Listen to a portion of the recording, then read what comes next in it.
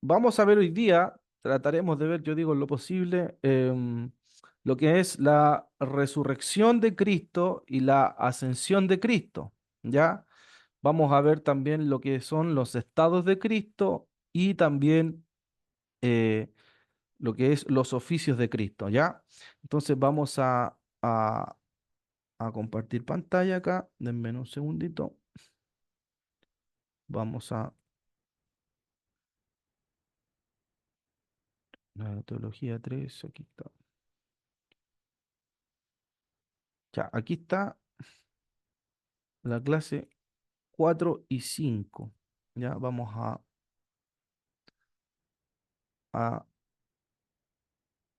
ahí sí, estamos, ya, ahí está la clase 4 y 5, lo que es la resurrección de Cristo, ¿ya? Cuando nosotros hablamos y nosotros vimos, alcanzamos a ver algo la semana pasada, ¿cierto? Sobre la resurrección de Cristo, vimos que hay evidencia suficiente en el Nuevo Testamento respecto a la resurrección de Jesús, ¿ya? Eh, Hay evidencia tanto en los evangelios, hay evidencia también en el libro de los Hechos, ¿ya? De hecho, vimos lo que es el sermón del apóstol Pedro, que habla precisamente a este Jesús que ustedes crucificaron y Dios lo levantó entre los muertos, ¿cierto? Vimos también que las epístolas, tanto paulinas como también las epístolas universales, también hablan o se centran en la resurrección de Cristo.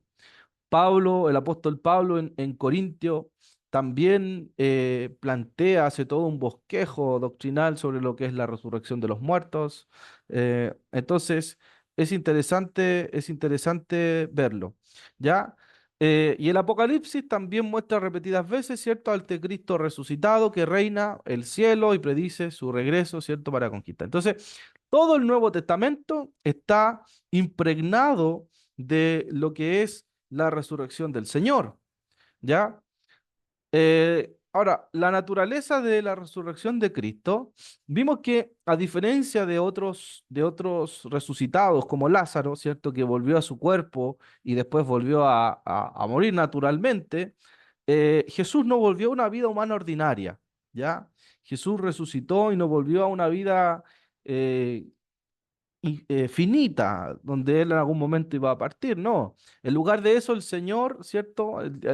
Dios lo levantó de los muertos y lo llevó a una vida nueva, perfecta, donde el cuerpo de Jesús ya no estaba sujeto a debilidad, a envejecimiento, a muerte, convirtiéndose él en las primicias de la nueva humanidad. O sea, como así como Dios levantó de los muertos a Jesús, también en el día postrero, ¿cierto? Nosotros vamos a ser resucitados con él.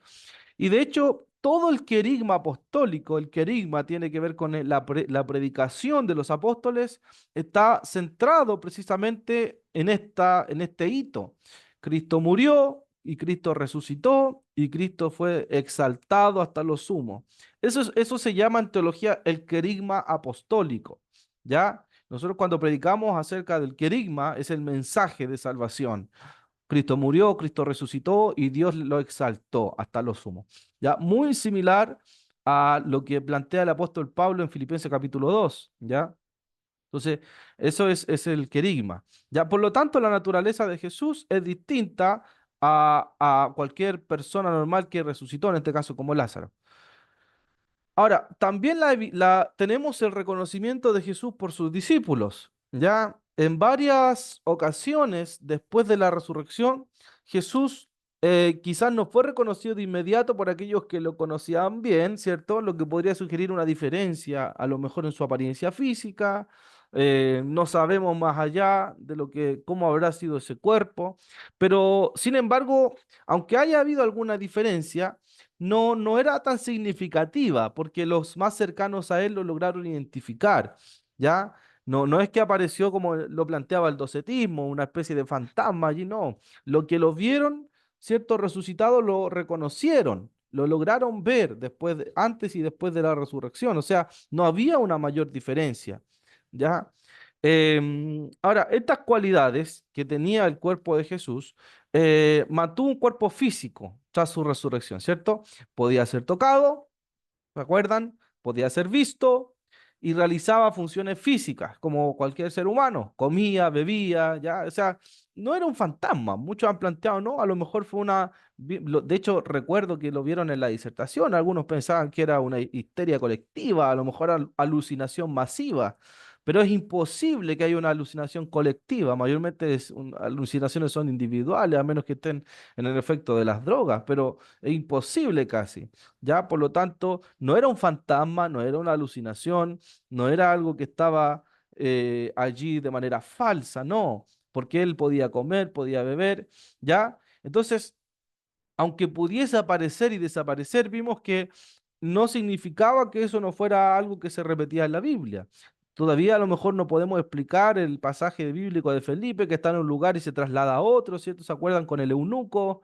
Son misterios esos, son cosas que aparecen en la Escritura, ¿ya?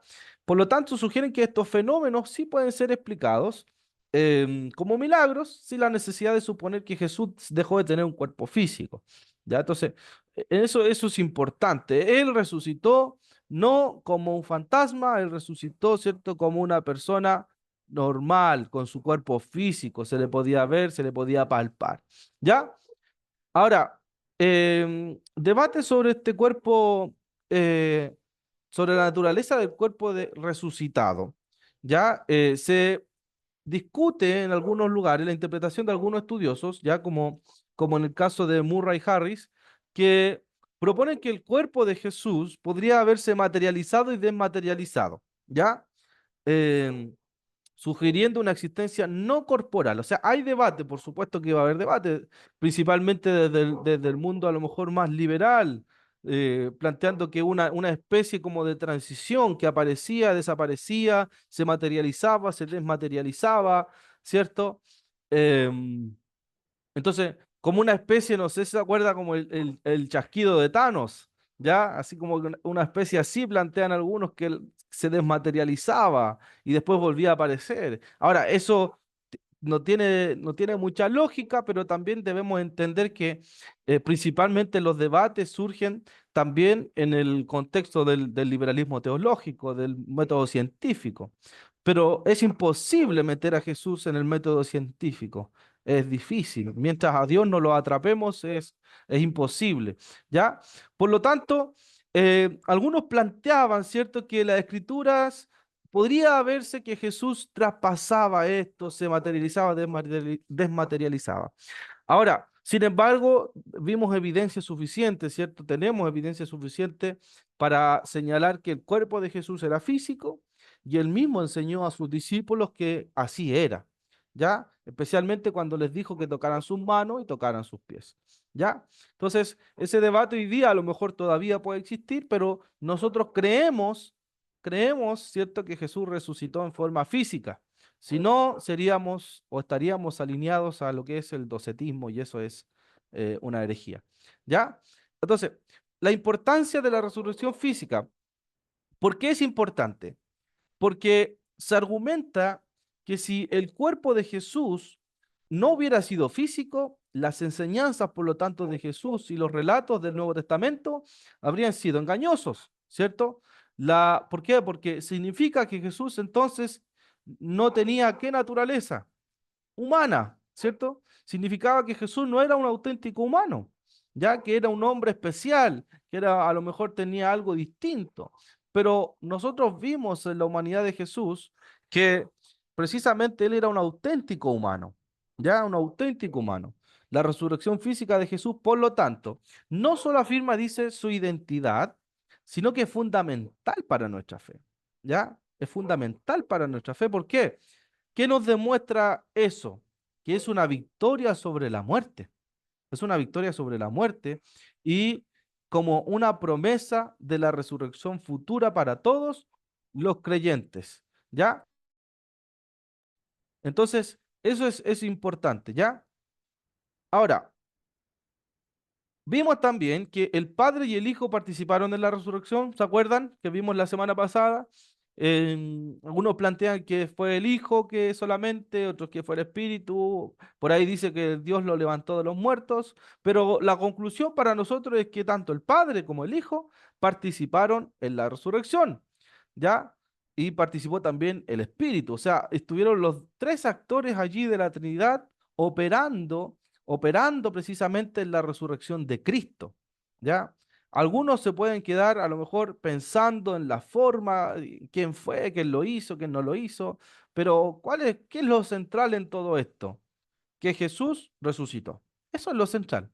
Eso es lo central para nosotros. Si nos quedamos discutiendo, ¿cierto? A lo mejor en detalles que no tienen mayor relevancia, porque nosotros debemos entender que nuestro cuerpo doctrinal, casi que nosotros tenemos, tanto como asambleas de Dios como cada uno de sus iglesias, nuestro cuerpo doctrinal es prácticamente paulino y de los evangelios. Entonces, si el apóstol Pablo, Pedro, Santiago no le toman relevancia a estos detalles, ¿por qué nosotros le vamos a tomar relevancia? Solamente ellos plantean que Jesús resucitó y es la fe y es la base de nuestra fe cristiana. ¿Ya? Entonces, esos son elementos. Ahora, ¿cuál es el significado doctrinal de la resurrección? ¿Ya? ¿Cuál es el significado doctrinal? En primer lugar, en primer lugar, la resurrección de Cristo y nuestra regeneración. ¿Ya? La resurrección de Cristo y nuestra regeneración. La resurrección y el nuevo nacimiento. ¿Qué quiere decir eso? Que la resurrección de Cristo nos asegura, ¿qué cosa? Una vida nueva, ya marcada por un nuevo nacimiento espiritual.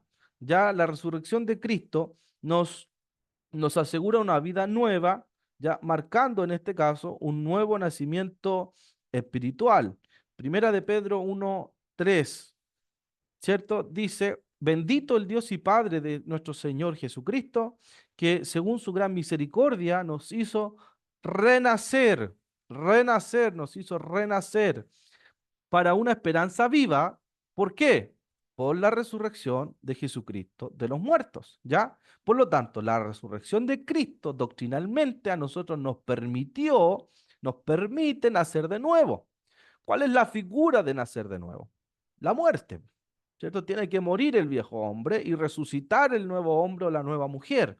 Por lo tanto, doctrinalmente, la resurrección de Cristo a nosotros nos ayuda, ¿cierto? Nos fortalece la idea de que nos permite nacer de nuevo, ¿ya? ¿Qué otro elemento en esta parte, la resurrección y nuestra regeneración?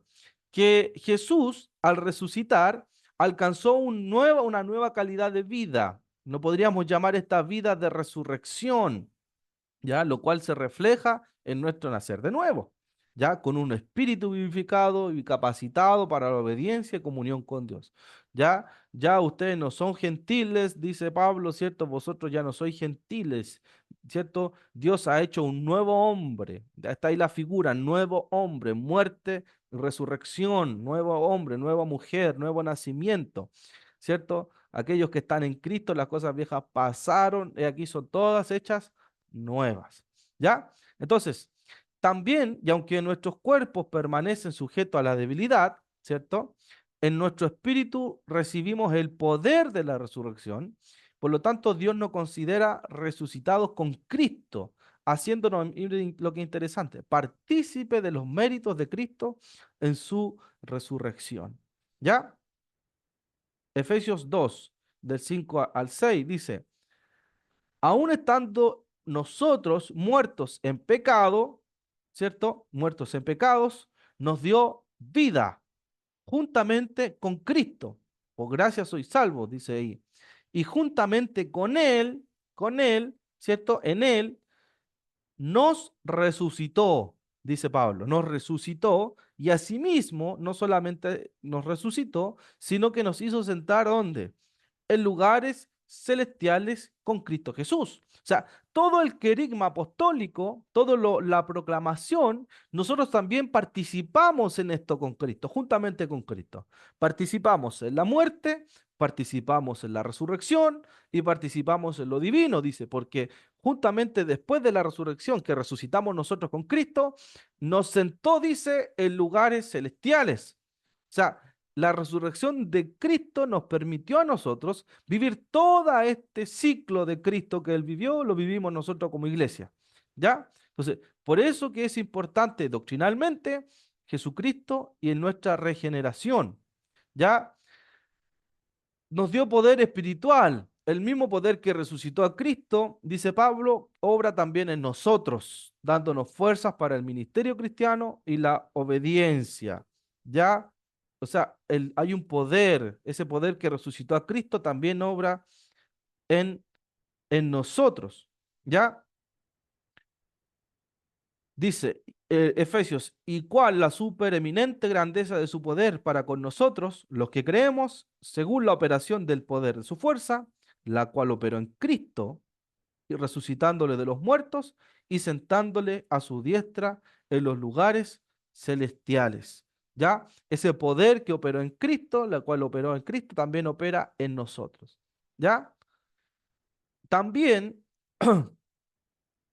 También la resurrección de Cristo nos permite a nosotros vencer el pecado, ¿ya? Y vivir una vida nueva, considerando nuestros cuerpos muertos al pecado, pero vivos para Dios, ¿ya? Nuestros cuerpos están muertos al pecado, pero vivos para Dios. Eso es importante. La resurrección de Cristo también, por lo tanto, venció el pecado, el acta que había sobre usted y sobre mí que nos declaraba, ¿cierto?, culpables de pecado.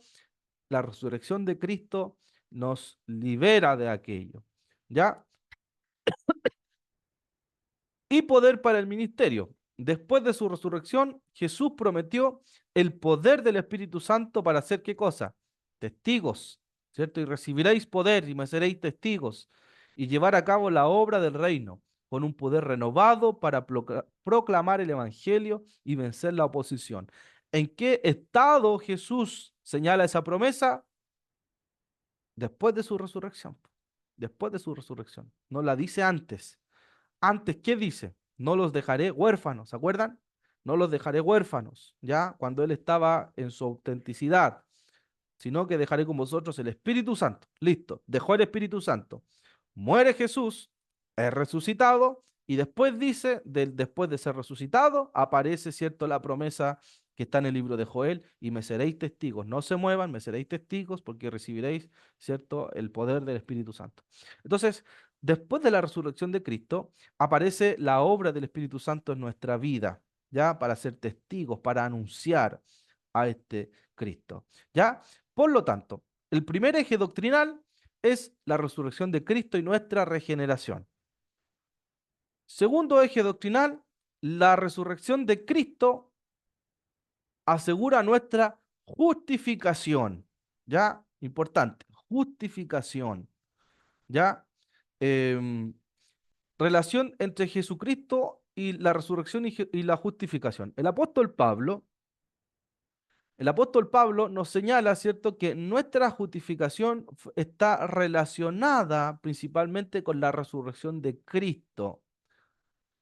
Ya dice Romanos 4:25, miren, traten de ir marcando a lo mejor esos textos de repente porque son importantes. Cuando usted hable de temas doctrinales, son textos claves que usted tiene que enseñar. Ya, Romanos 4:25 dice, fue entregado a la muerte por nuestros pecados y resucitó, ¿para qué?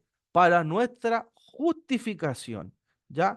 Por lo tanto, si Cristo no resucita, no hay justificación. ¿Ya? Ahora, ¿qué es la justificación? ¿Quién podría explicarme la justificación? En un minuto. ¿Quién se atreve?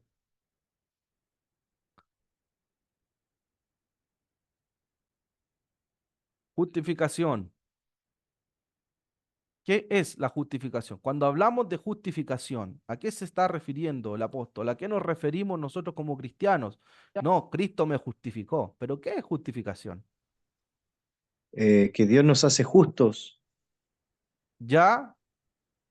¿Qué más?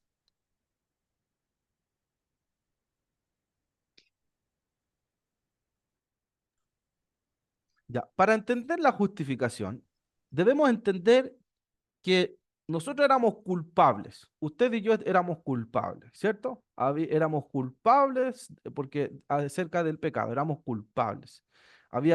Habíamos asumido nuestra culpa, nuestra relación con Dios estaba completamente rota, no había forma de ir a Dios, no había forma de ir al Padre, ¿ya? Porque había algo roto. El Padre nos miraba, afírmese, el Padre nos miraba con ira a nosotros, éramos hijos de ira, ¿ya?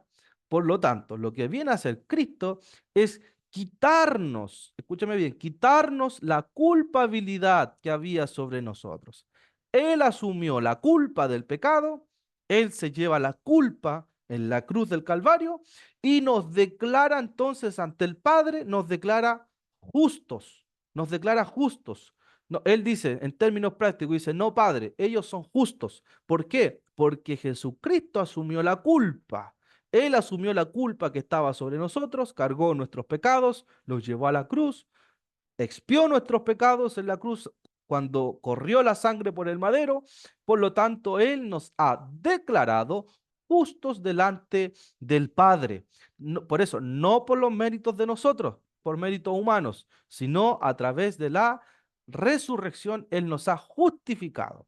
¿Ya? Entonces, la justificación es la declaración de la iglesia donde Jesucristo asume la culpabilidad, ¿cierto? Delante del Padre y nos presenta a nosotros como justos. Es la figura del abogado. Él es ese abogado que se presentó delante de nosotros. ¿Ya? Entonces, nosotros tenemos que manejar estos temas doctrinales. Es importante que usted los maneje. Justificación, santificación, ¿cierto? ¿Usted es santo o no es santo? Amén. Es santo. Usted es santo. Usted es declarado santo. Él lo ha santificado a usted. Cuando diga, no, yo no soy justo, sí, usted es justo, fue justificado y fue santificado por Cristo en la cruz del Calvario. Ahora, nosotros estamos en el proceso de la santificación constante, ¿ya? La santificación. Caemos, nos levantamos, perdimos perdón y el Señor nos renueva, nos perdona a través de Cristo, por los méritos de Cristo. Es un proceso de santificación, pero ya hemos sido declarados santos en la cruz, ¿ya? Los santos están acá entre nosotros y somos nosotros mismos, ¿ya? Por lo tanto, Jesucristo nos ha declarado justos, ¿ya? Él nos ha justificado.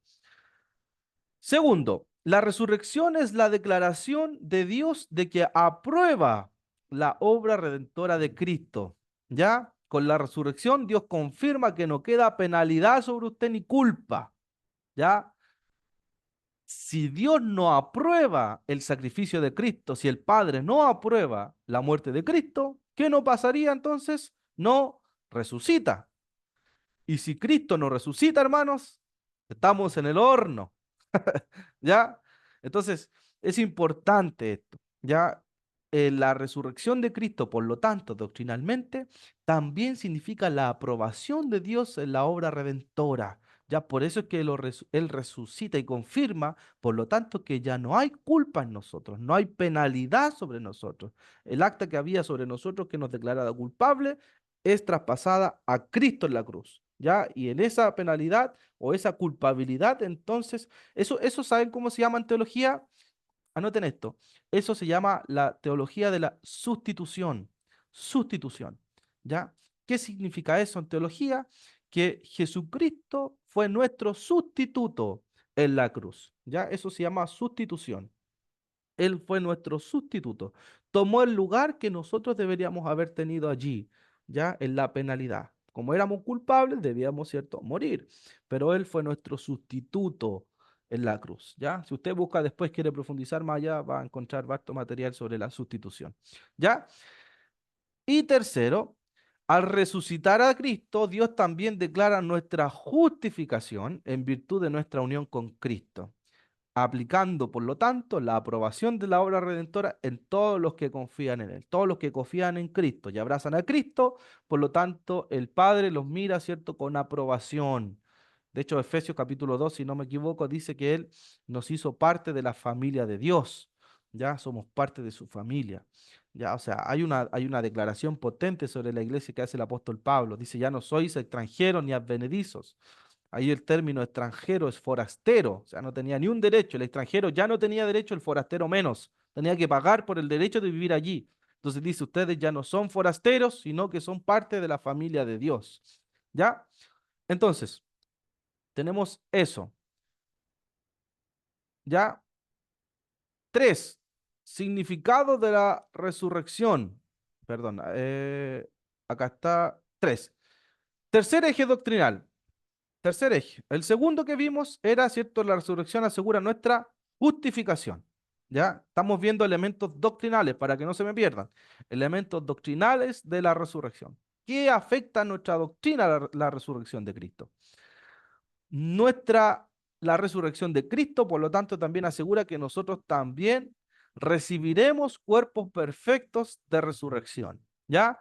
La relación entre la resurrección de Cristo y nuestra resurrección. ¿Qué quiere decir esto? Que el Nuevo Testamento relaciona el cuerpo de la resurrección de Jesús con nuestra resurrección final. ¿Ya? O sea, aquí hay elementos escatológicos. ¿Se acuerdan lo que es escatología, cierto? Elementos escatológicos, elementos de la venida del Señor. Ya tiene que ver con los tiempos finales, la escatología, escatos, escape, ¿ya? Entonces hay elementos escatológicos acá ya, que así como Cristo resucitó, dice Pablo, también nosotros resucitaremos en el día final. Ya, por lo tanto, es la primicia de la resurrección, es el primero que se muestra allí. Pablo describe a Cristo como la primicia de los que han muerto, indicando que nuestros cuerpos también de resurrección serán como el de Cristo.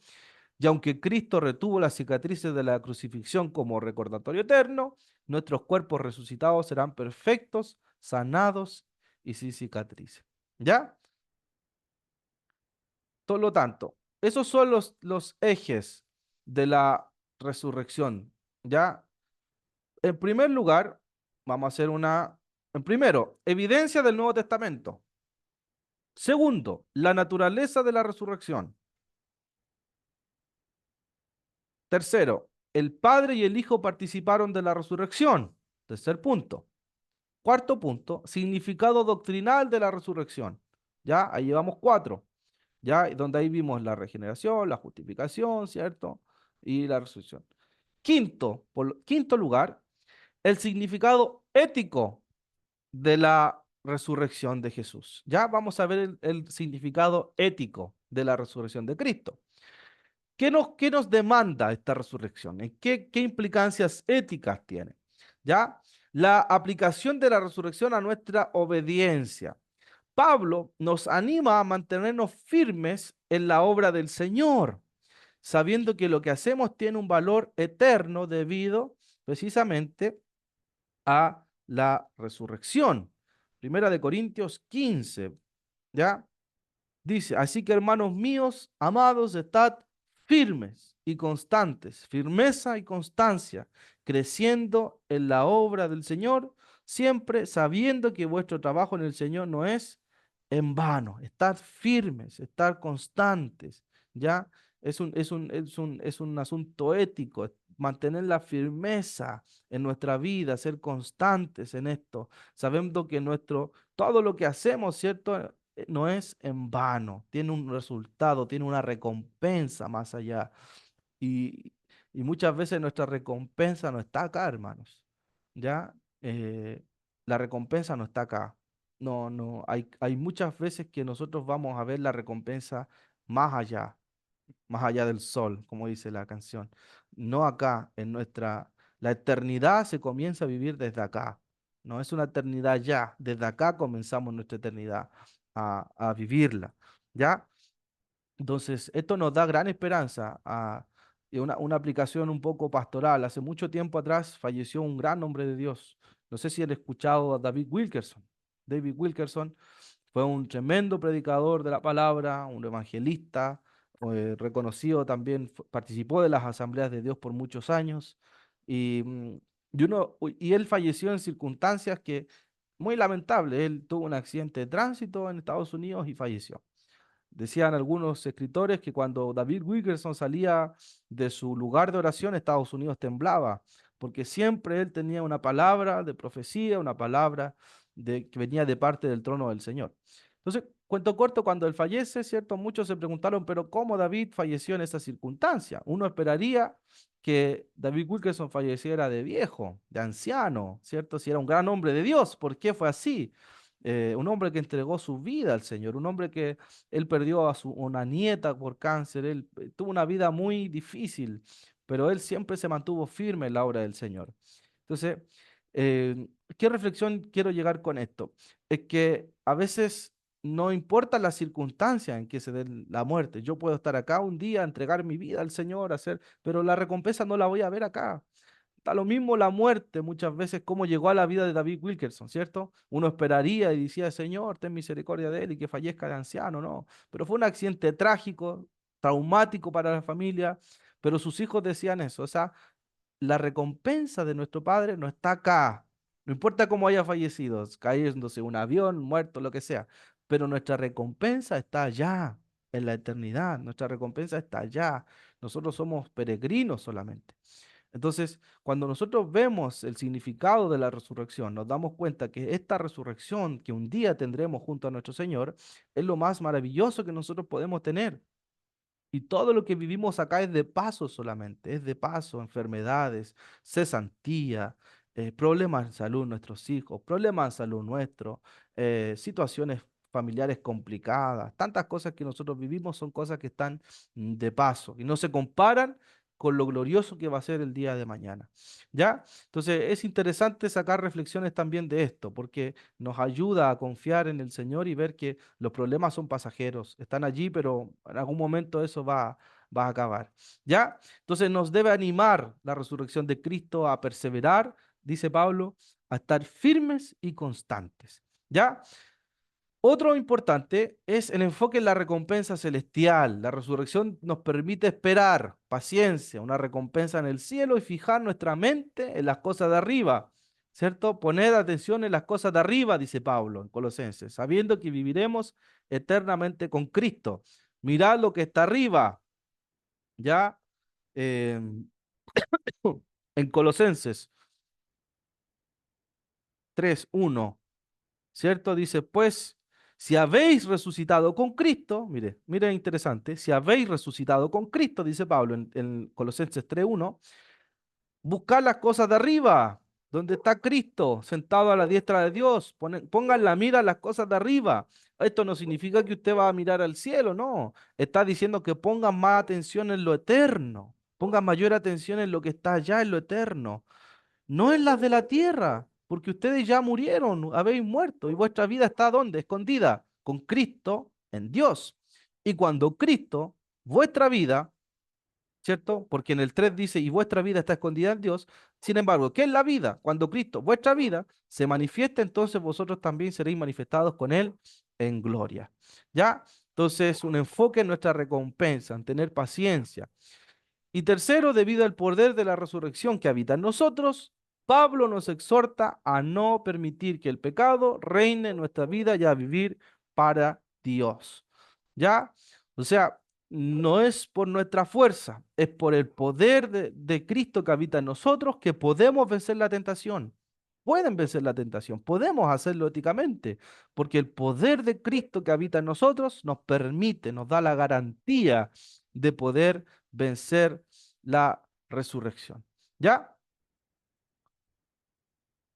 ¿Se entiende entonces? Elementos éticos, elementos que tienen que ver con la resurrección de Cristo. ¿Ya? Esto es, tiene que ver todo con la resurrección. Vimos elementos doctrinales, ¿ya? Elementos éticos, la naturaleza de la resurrección, las evidencias de la resurrección.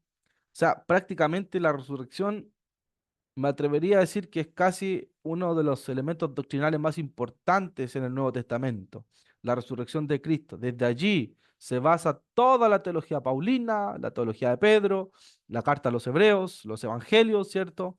Relatan precisamente la resurrección. ¿Ya? Em, ¿Algún comentario, alguna pregunta que les interesaría que pudiésemos conversar respecto a la resurrección? ¿Es interesante, no es interesante? ¿Qué les parece? Pastor, Mano Jesús. eh, hace unos días estábamos conversando en la iglesia algunos hermanos sobre este tema de la resurrección Mm, y lo principal que estábamos viendo era que solo la muerte de Cristo no era el centro de todo esto, porque de Mm, repente vi la enseñanza de los chicos cuando hablaron de la resurrección y el tema, dándonos a conocer esto, era que si Cristo ha muerto, Jesús ha muerto, ok, ya, pues murió y quitó mm, los pecados. Pues. mm, Pero el tema importante o el centro de todo era su resurrección. Pues. mm, Porque entonces ahí todas las profecías, todas las promesas, o sea, si Él no ha resucitado, se caen, pues. O sea, mm, se acabó todo. claro. Entonces, algunas veces vemos que Jesús murió por nosotros. Ajá, pero el enfoque central es su resurrección, pues, Mm. porque fue el único que venció la muerte, fue el único, bueno, he estado hablando del Apocalipsis, me metí en ese mundo y me ha reventado, ya no tengo ya ni pelos porque Ahí está la eh, razón. me ha reventado la cabeza y estoy viendo y maravilloso. O sea, Mm, es totalmente maravilloso este mundo. Entonces, como lo estoy estudiando, veo lo importante que fue su resurrección, mm, porque va a abarcar, para empezar, el tema central fue su resurrección y su segunda venida. O sea, si él no ha claro. resucitado, no tuviéramos segunda venida tampoco. Ujú, exacto. Entonces, O sea, ahí nada más está el mm, tema de toda la Biblia, desde cuando él murió hasta el Apocalipsis, el tema central es su resurrección y su segunda venida. mm. Bueno, Si eso no es, por tuviera eso eso, uno tiene que estudiar como estudiante de teología el sermón de Pedro en Hechos 2. Porque Pedro precisamente presenta todo el querigma, toda la doctrina de Jesucristo. Este Jesucristo que fue prometido, este Jesucristo que murió, que ustedes lo mataron, dice, Dios le levantó de entre los muertos, ¿cierto? Entonces, eso es importante, es un pack completo. Cuando nosotros hablamos sobre Cristo, sobre cristología, tenemos que entender su muerte, pero también su resurrección. Porque la resurrección es la aprobación de Dios al plan de salvación. Dios aprobó el sacrificio de Cristo, resucitándole de entre los muertos, venciendo la muerte, ¿cierto? Venciendo el poder del maligno que había sobre nosotros. Entonces, ahora, eso nos lleva a otra doctrina importante, ¿cierto? Que tiene que ver con la victoria de Jesucristo en la cruz. Nosotros tenemos autoridad y poder. Nosotros no estamos en guerra, hay una victoria ya en Cristo. La victoria está en el nombre de Jesús. Él venció la muerte, él venció la guerra, ya la ganó. Nosotros solamente peleamos batalla, pero todo en el nombre de Jesús. Eso ya se ganó ya. Entonces, por eso es importante. Ya, les tengo una propuesta. No sé si les parece si seguimos de largo para que terminemos más temprano, ya, y después terminamos un poquito antes y así vamos de corrido nomás y terminamos luego la clase y no nos tomamos el break. ¿Ya? ¿Les parece o quieren tomarse el break? ¿No? Ya, seguimos de largo entonces. Excelente. Ya, entonces, vimos la resurrección, ¿cierto? Ahora, otro elemento también importante es la ascensión de Cristo, ¿ya? Cristo ascendió a un lugar. Primero, ¿a algún lugar fue Cristo? Eh, ¿Dónde se fue el Señor? Dicen algunos, ¿dónde? ¿Para dónde fue? ¿Ya? Jesús permaneció en la tierra durante 40 días después de su resurrección, ¿ya? Y luego ascendió al cielo en la presencia de sus discípulos, quienes lo vieron elevarse gradualmente hasta que una nube lo ocultó de su vista. ¿Ya? O sea, Jesús permaneció ¿cuántos días en la tierra? 40 días. Recuerden que los judíos en los números era interesante, porque para ellos todo número significaba algo, ¿cierto? Eh, en este caso el 7 era perfección, ¿cierto? El 12 de gobierno, 40 siempre estaba relacionado con los años de gobierno perfecto también, 40 años tuvieron allí Moisés, él tuvo 40 años en el desierto, después 40 años gobernaban los reyes buenos en este caso, ¿cierto? 400 años de silencio. Entonces, para Lucas en el libro de los Hechos, para él el número es 40, o sea, Jesús estuvo 40 días perfeccionándose, ¿cierto? Dándose vueltas por allí, estando con los discípulos. Por lo tanto, no fue 2 días o un día, no estuvo Jesús 7 días, estuvo 40 días, ¿ya? Por tanto, tiene un significado espiritual el número 40, tiene un significado importante, ya para el judío. 40 días del diluvio, ¿cierto? Moisés en el Sinaí, los 40 años que estuvo Israel, ¿cierto? Divagando en el desierto. Por lo tanto, muchas veces los 40 significa un periodo de prueba, lo ven algunos. El 40 es como un significado de prueba, de preparación, ¿ya? Entonces, 40 días estuvo Jesús, lo vieron los discípulos, lo vieron elevarse. La ascensión de Jesús fue un evento real en el espacio-tiempo. ¿Qué implica esto? Que fue un lugar definido en el universo, aunque no podemos ver dónde está ahora. Esto no se debe a que haya pasado un estado etéreo, sino a que nuestros ojos no pueden percibir el mundo espiritual muchas veces, invisible. ¿Ya? Ahora, Dios está en los cielos. ¿Qué dicen ustedes? Lo vimos en algún momento en la otra teología, es imposible que Dios esté en los cielos. Nada puede atrapar a Dios. No, su poder es tan grande que Dios está en todo lugar, el universo, la galaxia. Nada atrapa a Dios, nada. Él es tan poderoso que no puede atraparse. Ya Él está por sobre los cielos, sobre el universo, sobre la galaxia. Él es infinito, Él es antes y después preexistente. Ya no está allí, por lo tanto, es un misterio. Eso es un misterio. Ahora, por supuesto, Cristo es el que nos acompaña, nos ayuda, su Espíritu Santo nos muestra a Cristo. ¿Ya? La Biblia indica que el cielo es un lugar real, ¿cierto? Aunque no podemos determinar su ubicación exacta. ¿Dónde está Jesús? No podríamos decir, está en esta estrella, es al lado de esa nube. No, se ha ido al cielo, no se ha visto a Jesús. O sea, hay algo invisible, hay algo espiritual que va más allá. La ascensión de Jesús, por lo tanto, la referencia a los ángeles que descienden y ascienden, es la promesa de la nueva Jerusalén, también que descenderá del cielo. Sugiere que el cielo tiene una localización clara en el universo, pero no hay un lugar definido, específico, hay algo espiritual allí.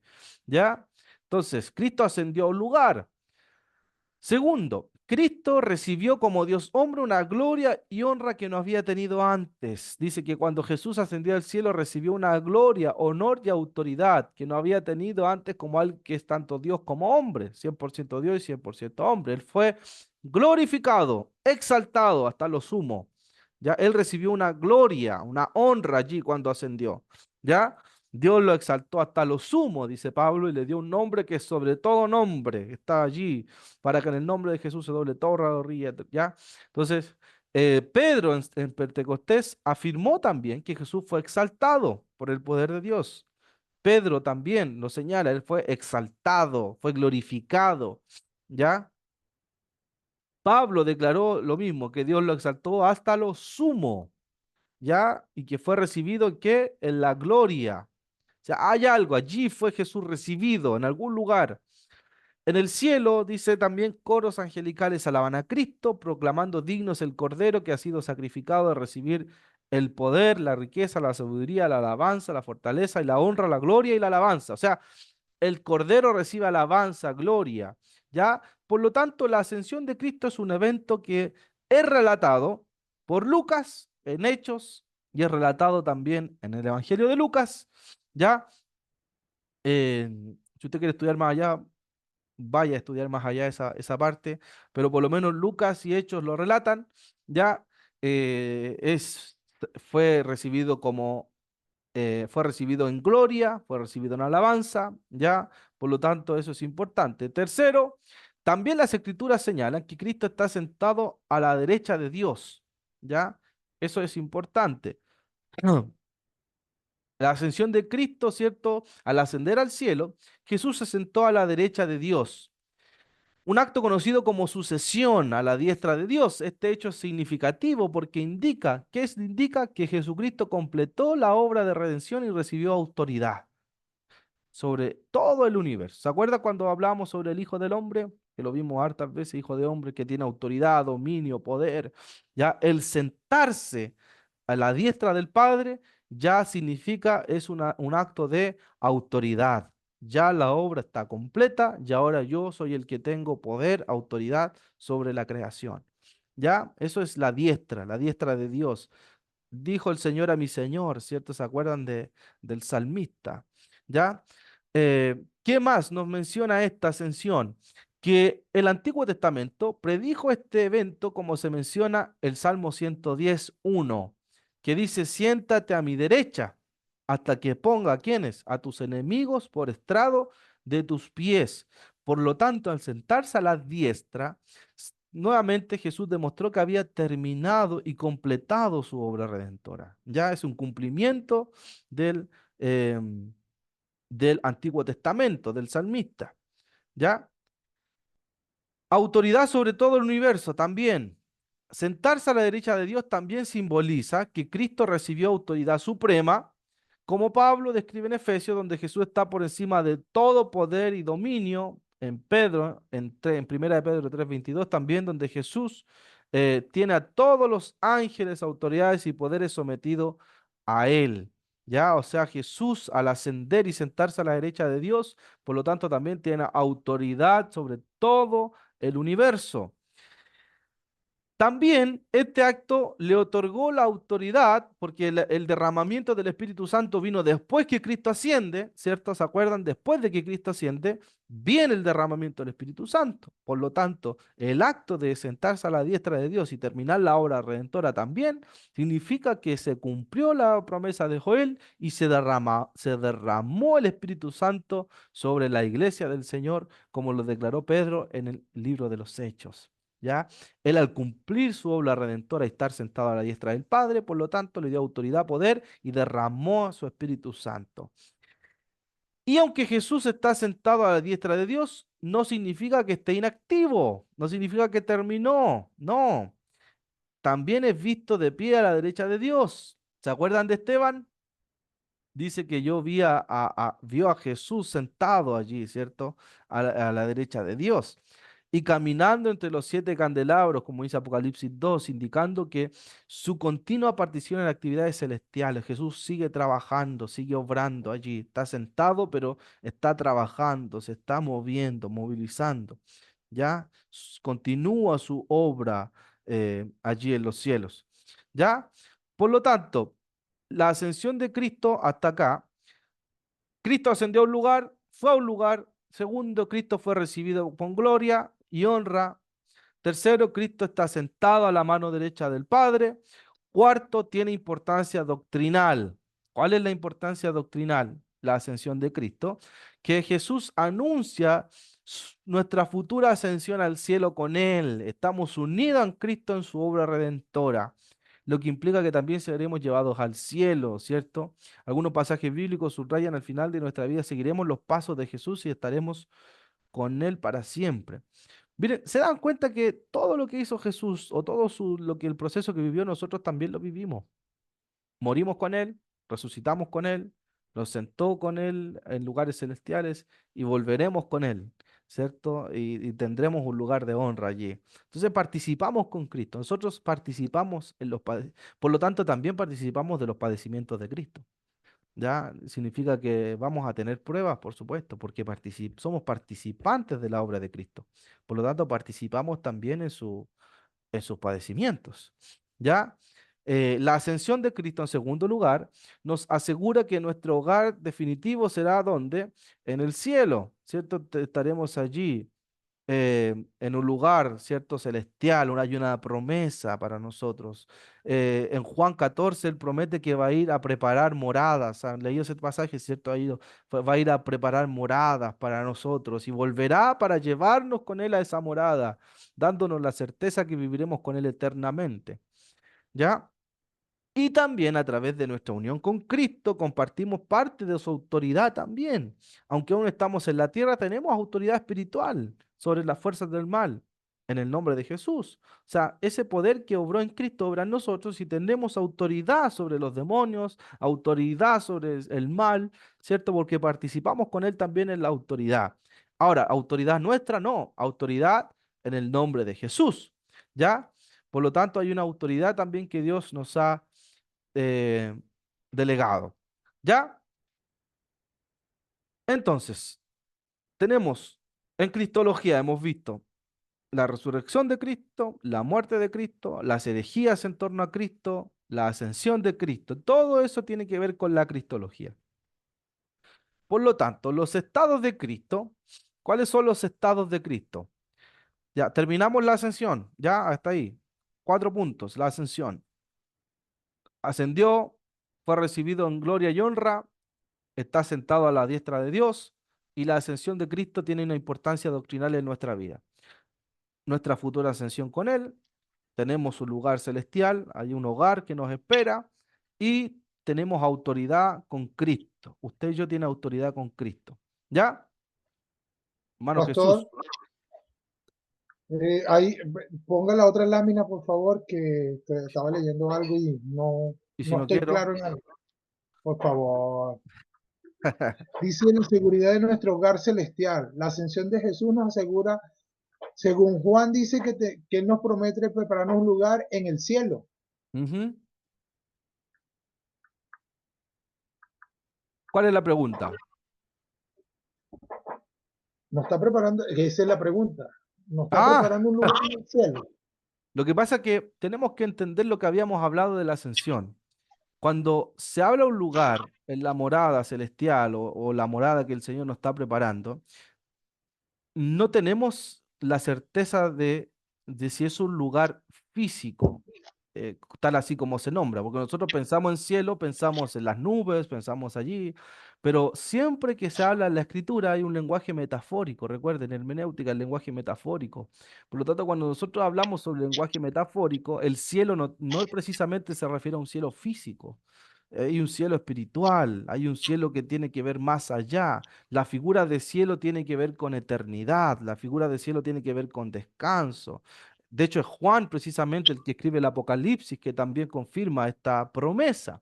Entonces, más allá del cielo, de este cielo que nosotros físicos vemos, hay un misterio, por supuesto, en esto de la eternidad. Hay un misterio que usted y yo a lo mejor vamos a resolver hoy día, pero está hablando del cielo porque es el lugar donde ascendió Cristo, donde está Cristo, ¿ya? Entonces, a eso es precisamente cuando se habla acerca del cielo.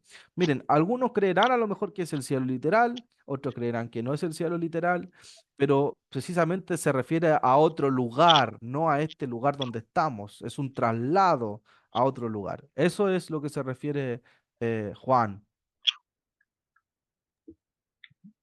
Bueno, investigaremos más entonces sobre esto. Aleluya. Después, en escatología, se puede profundizar un poquito más sobre porque hay diferentes escuelas de escatología después que creen que no es un cielo nuevo, una tierra nueva, tal preterismo, el futurismo, todo lo que tiene que ver con eso. ¿Ya?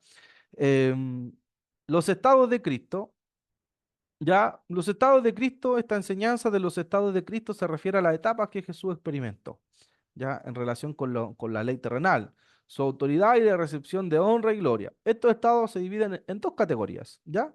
Esto es, nos vamos a ver así, el estado de humillación y el estado de exaltación. Nosotros participamos en esos estados también con él, ¿ya? Incluye la encarnación, ¿ya? Incluye el sufrimiento, incluye la muerte y la sepultura. Ese es el estado de humillación, ¿ya? De lo que se habla en el Nuevo Testamento. En algunas tradiciones se menciona su descenso al infierno. En algún momento lo conversamos, ¿cierto? Algunas tradiciones creen que él bajó que incluye el estado de humillación, su descenso al infierno, aunque no es universalmente aceptado. Este estado refleja que el tiempo en que Cristo se sometió a las limitaciones humanas y al sufrimiento cumpliendo la ley de Dios para la humanidad. Ya, entonces, ¿qué incluye el estado de humillación? Incluye encarnación, incluye sufrimiento, incluye la muerte y su sepultura. Eso en teología se llama los estados de Cristo, ¿ya? El primer estado es el estado de humillación. Y segundo, el estado de exaltación comprende la resurrección, la ascensión y el sentarse a la diestra de Dios, que es lo que vimos. ¿Ya? Entonces, cuando hablamos de cristología, lo podemos dividir en dos partes, en dos estados. Estado de humillación, vida, ministerio, sufrimiento, muerte, todo lo que pasó él en la tierra. Eso es su estado de humillación. Y en la exaltación, todo lo que es post-resurrección, ya resurrección, ascensión, sentarse a la diestra del Padre, su regreso en gloria y poder.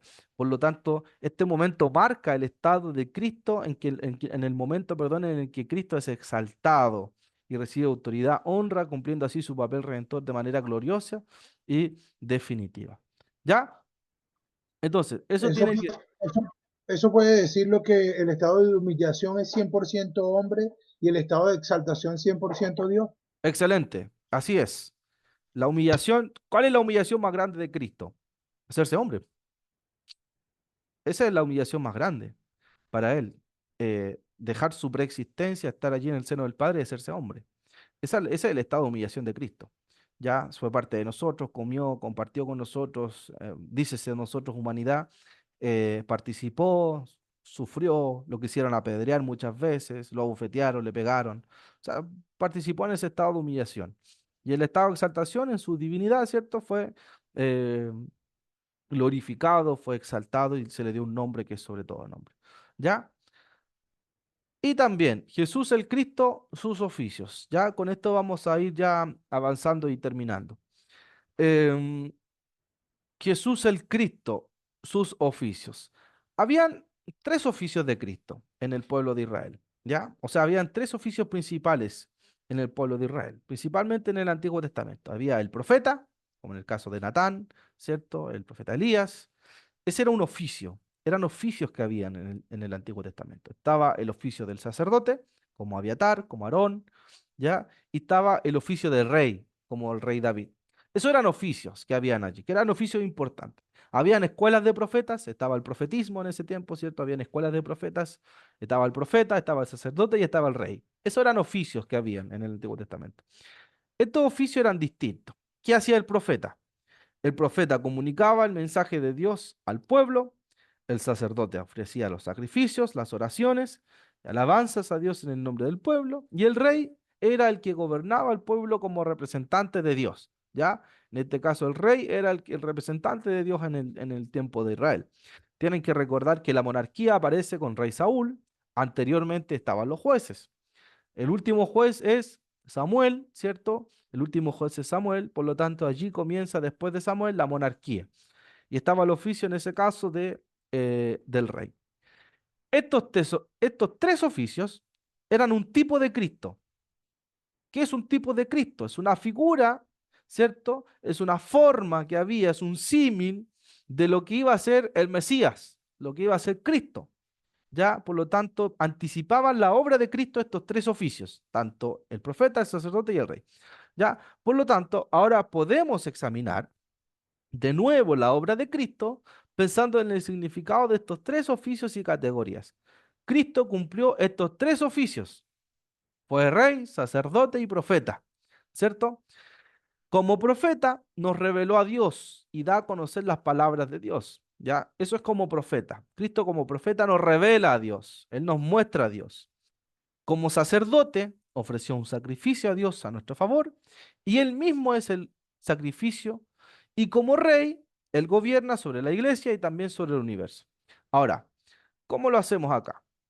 El profeta, ¿cierto? Jesús como el profeta predicho. Moisés predice la venida de un profeta similar a él. ¿Se acuerdan? ¿Cierto? Dios levantará a un profeta. Entonces, eso es una profecía acerca de Cristo. Eh, ¿Cuál era la identificación de Jesús como profeta? ¿Qué es lo que hacía? Había una expectativa en el pueblo judío sobre el profeta venidero. Iba a haber un profeta. Si Moisés lo dijo, iba a aparecer un profeta. Algunos pensaban que era Elías, otros pensaban que era Isaías, otros pensaban que era otro tipo de profeta, pero era un tipo de Cristo. Recuérdense que hablamos nosotros de revelación progresiva. En ese tiempo no sabían que era eso, pero nosotros tenemos la revelación completa y sabemos que es Cristo. Jesús se identificó como profeta en varios pasajes. Ya ahí están los pasajes, se los voy a mandar esto y los pueden analizar. Ya aunque identificado como profeta, el enfoque de los evangelios y los hechos es limitado, ¿cierto? No nos hablan más allá. Pero Jesús era un profeta, era el profeta que fue predicho, porque él venía a hablar en nombre de Dios, él representaba al Padre. Ahora, Jesús fue más que un profeta, por supuesto. ¿Por qué? Porque Jesús fue el cumplimiento de las profecías, precisamente. Él fue el cumplimiento de las profecías, ¿ya? Y las escrituras del Antiguo Testamento apuntan precisamente a Jesús y su misión. Si bien era profeta, era más que un profeta. Y a diferencia de los profetas, Jesús es la fuente de la revelación, lo que dice Juan 1:1. Y Jesús enseñaba con autoridad. Oíste que fue dicho tanto, tanto, tanto, pero yo les digo, ¡pum! Jesús, por lo tanto, es la fuente de la revelación. Desde ahí se centra. Y Jesús revela perfectamente al Padre. ¿Ya? Entonces, Jesús, como primer oficio, era profeta, pero era más que un profeta, era el cumplimiento de las profecías. Segundo, Jesús como sacerdote. ¿Qué significaba que Jesús fuera sacerdote? Primero, que Jesús se ofreció como un sacrificio perfecto por el pecado. ¿Ya? El sacrificio de Jesús fue único y fue definitivo. No se basó en la sangre de animales, ni en machos cabríos, dice Hebreos, sino en la propia vida. Él fue el que se presentó como sacerdote y como sacrificio también. Este sacrificio cumplió todas las expectativas prefiguradas del Antiguo Testamento, convirtiéndose en el sacrificio y el sacerdote que lo ofreció. ¿Ya? O sea, él usa la figura de sacrificio como sacerdote porque él se ofreció a sí mismo. ¿Ya? Él se ofreció a sí mismo y por lo tanto, al ofrecerse a sí mismo y participar en nuestros padecimientos, ser semejante a nosotros, ahora es el gran sumo sacerdote que se presentó ante Dios por nosotros, eliminando la necesidad de otros sacrificios. ¿Ya? Lo que dice Juan, es aquí el Cordero de Dios que quita el pecado del mundo, que expía el pecado del mundo. Segundo, en este rol como sacerdote, Jesús continuamente nos lleva cerca de Dios. Por lo tanto, no solamente ofrece sacrificios, Jesús, no solamente se ofreció un sacrificio, sino que nos lleva a la presencia de Dios, más allá de un templo terrenal, ya equivalente al lugar santísimo. Él es el tabernáculo allí, Él es a donde vamos es a Cristo y Él intercede por nosotros. Por lo tanto, Él actúa como sumo sacerdote y actúa como sacrificio en la cruz. Y tercero, Jesús ora continuamente por nosotros. ¿Qué quiere decir esto? Que Jesús no solamente representa nuestra salvación. Jesús nos salvó, ¿cierto? Dios lo resucitó y nos salvó, nos dio salvación. Pero su trabajo, su oficio sacerdotal continúa, ¿ya? Intercediendo por nosotros constantemente ante el Padre. Si usted peca, falla, pide perdón, va a Cristo, Cristo intercede por usted, ¿ya? Él sigue trabajando en pos de nosotros.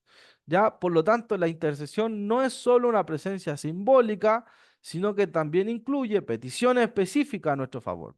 Ya nosotros podemos orar, pedirle al Señor a través de Jesucristo, y el Señor y Jesús es un mediador perfecto entre Dios y los hombres. Él está al medio, ¿cierto? Nadie puede ir al Padre si no es por Cristo. Nadie va a Dios, al Padre si no es por el Señor. Ya, por lo tanto, Él entiende nuestras necesidades, presenta nuestras oraciones delante de Dios. Ya, ese es el segundo oficio de Cristo, que es el sacerdote. Y tercero, el tercer oficio de Cristo, que aparece en el Antiguo Testamento y que tiene su cumplimiento en Cristo, es el rey.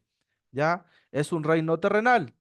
Aunque Jesús nació para ser rey, ¿cierto? Rechazó el poder terrenal. Mi reino, dice Jesús, no es de este mundo. Él no tiene un reino acá. Mi reino no es de este mundo. Jesús anunció su reino durante su ministerio también. Ahí tenemos algunos pasajes de los evangelios, ¿ya? Aclamación en Jerusalén, lo vimos en los sinópticos, ¿cierto? Todo lo que fue el proceso de Jerusalén. Cuando Jesús entra a Jerusalén, entra como el rey, ya que iba a ser crucificado, ¿ya? Autoridad, Jesús como rey tiene autoridad. Después de su resurrección, Jesús fue exaltado sobre toda autoridad. Él tiene autoridad para gobernar. Segundo, tiene un regreso glorioso, perdón. Quinto, regreso glorioso. Jesús regresará para reinar en poder y gloria. Él va a regresar. Y por último, hay un reconocimiento universal. Será reconocido como Rey de Reyes y Señor de Señores y toda rodilla se doblará delante de Él. ¿Ya? Entonces, vimos estas 5 clases, todo lo que tiene que ver con la cristología. ¿Ya? todo lo que tiene que ver con la cristología. Vimos el Cristo, la centralidad del Evangelio, ¿cierto? Vimos las herejías en torno a Cristo, vimos los concilios, ¿cierto? Que se hablaba acerca de Cristo, vimos su doble naturaleza de Cristo, Cristo 100% hombre, 100% Dios, vimos lo que es la unión hipostática, la homoiosis, el docetismo, el evionismo, vimos el Cristo muerto también, que significó para nosotros. Vimos el Cristo resucitado, las injerencias doctrinales que eso genera en nuestra vida, que Cristo haya resucitado. Vimos el Cristo que ascendió a los cielos también, ya, y al ascender a los cielos, Dios le dio un nombre que es sobre todo nombre, y al estar en los cielos con la autoridad, esa autoridad viene sobre nosotros como iglesia también, y tenemos la autoridad de Cristo. ¿Ya? Y vimos también los estados de Cristo, el Cristo humillado, el Cristo exaltado, y terminamos viendo los oficios de Cristo, que son los oficios que están en el Antiguo Testamento. Eran los tres oficios que habían importantes: rey, sacerdote, ¿y qué más? ¿Se acuerdan? Rey, sacerdote Profeta. y profeta. Ya habían escuelas de profetas, habían sacerdotes que estaban allí siempre, estaba la figura del rey. Y esos tres oficios se cumplen en Cristo. Cristo como sacrificio y Cristo como sacerdote. Dos funciones. Él se ofreció a sí mismo. Ya no tuvo otro intermediario, fue él que se ofreció y Dios lo entregó. Lo ofreció a sí mismo. Rey, el que gobierna, el que gobernó y gobernará. Y como profeta, ¿por qué profeta? Porque revela a Dios. Esa es la función del profeta, revela las palabras de Dios. ¿Ya?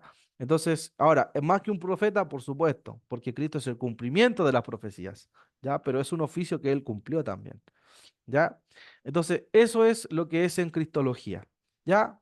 Eh, no sé si tienen algún comentario, sino para ya ir terminando.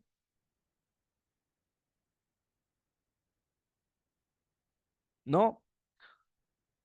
Entonces, una pregunta, ¿es importante manejar la cristología o no es importante? ¿Qué creen ustedes?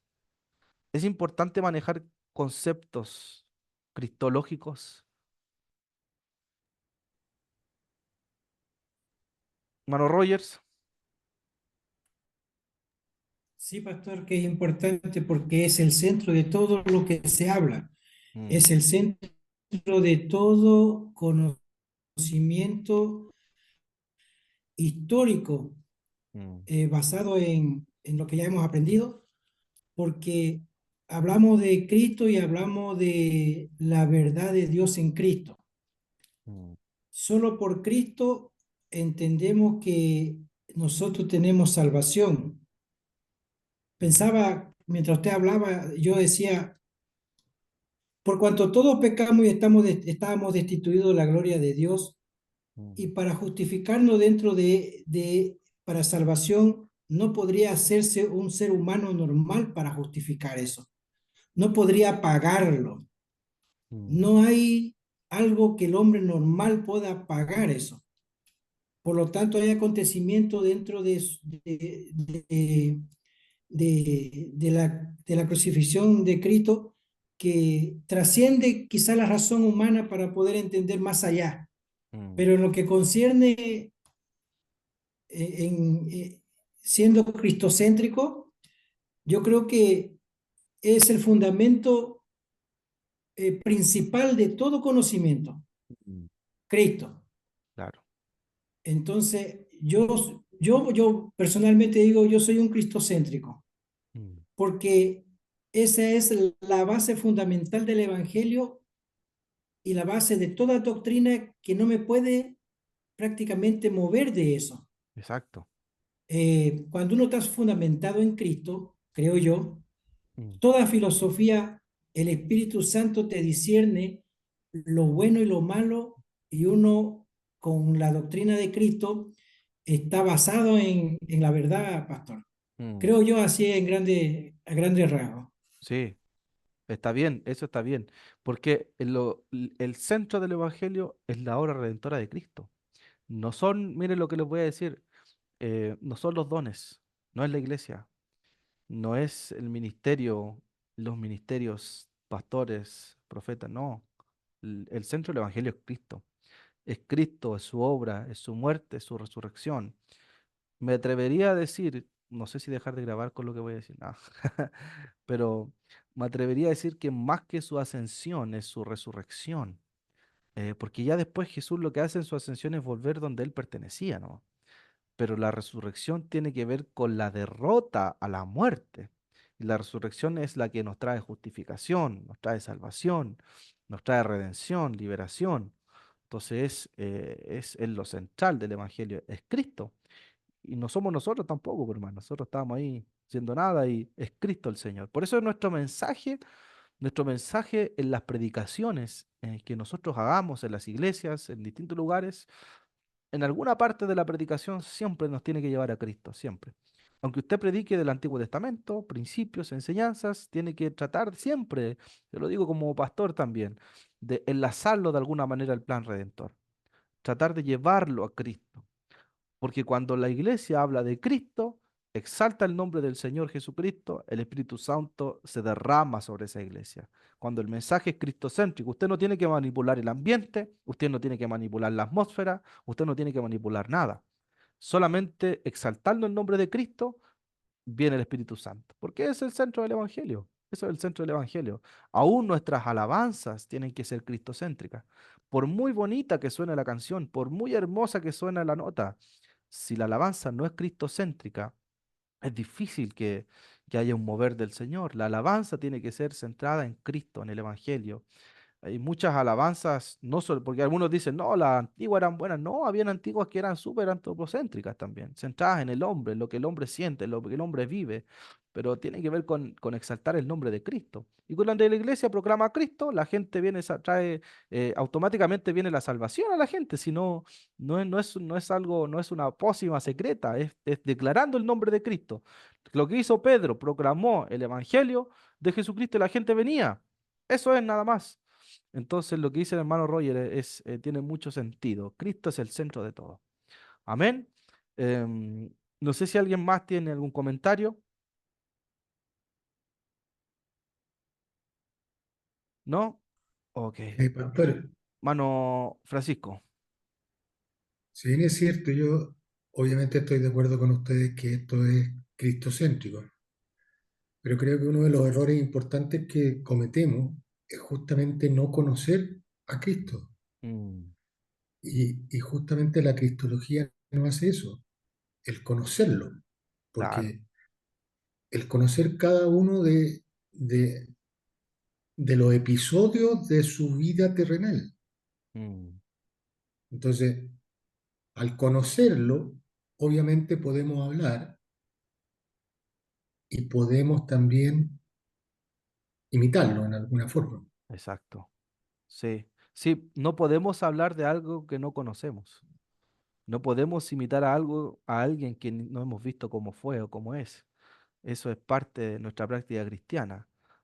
¿Cómo yo veo que alguien es un hombre o una mujer de oración? Por su vida. Más que por 6 horas, 10 horas, 15 horas, es por su vida. Mientras más tiempo yo estoy con Cristo, más me parezco a Cristo. Eso es así. Mientras más tiempo yo estoy con alguien, más me parezco a esa persona. No sé cuántos son casados o felizmente, no sé si felizmente o no, pero es un problema de ustedes. Pero cuando los matrimonios son años de casados, pareciera ser que hablan igual, se parecen, comparten los mismos gustos algunos o tienen ciertas similitudes ya porque son años juntos. Es lo mismo que el Señor. Mientras yo más tiempo paso con el Señor, hablaré como Cristo, me conduciré como Cristo, viviré como Cristo. No puedo hablar de alguien que no conozco y no puedo imitar a alguien a quien tampoco conozco. Entonces, el peligro está en predicar de alguien que yo no sé quién es. Entonces, eso es importante en nuestra teología práctica, ya en los discipulados, en la iglesia, hablar de Cristo, su sacrificio, eso es importante. Amén. Eh, Amén.